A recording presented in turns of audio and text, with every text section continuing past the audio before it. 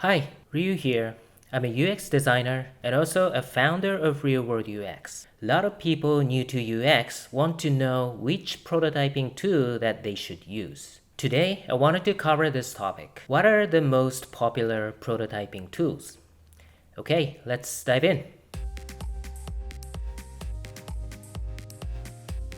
Prototyping is a critical part of UX process. The whole point of prototyping is to quickly test and evaluate concepts before it's too late. Therefore, speed and ease of use are critical.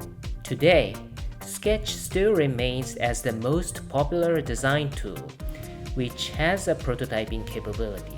While Sketch is the most popular and it's a great design tool, it's not the best when it comes to prototyping.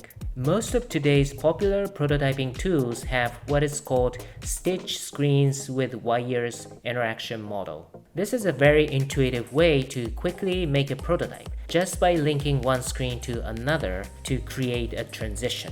To make these transitions feel natural when interacting with a prototype, you need some transition effects. These include simple fade, sliding, and more sophisticated animated effects. This is where Sketch falls short. Other tools such as InVision Studio, Principle, Adobe XD have better transition effects with fine-tuning capability.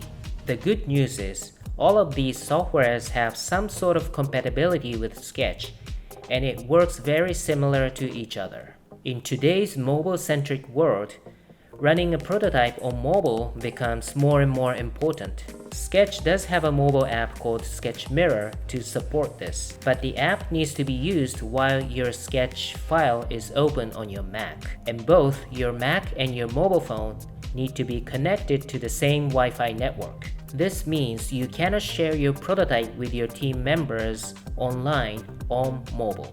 This is also where other tools are better, such as Craft plugin for Sketch, InVision Studio, and Adobe XD. These days, collaborating with other designers seamlessly is becoming more and more important. Sketch has a team feature, but with additional paid subscription. If the collaboration feature is important for you, Figma and Adobe XD might be a better fit as they provide collaboration feature for free to a certain extent. All these information might be quite overwhelming to beginners. So here's a good news for you. I created and just launched Prototype Resource Map Lite. This is a 131-page free ebook. It gives you a comprehensive overview of today's 8 most popular prototyping tools. It gives you a comparison of these 8 tools in various factors such as price, basic prototyping features, and so on. It also walks you through each tool with its pros and cons and uniqueness. It should give you a thorough understanding of 8 popular tools to help you make decisions on choosing which tool to start and which tool to use for what purpose.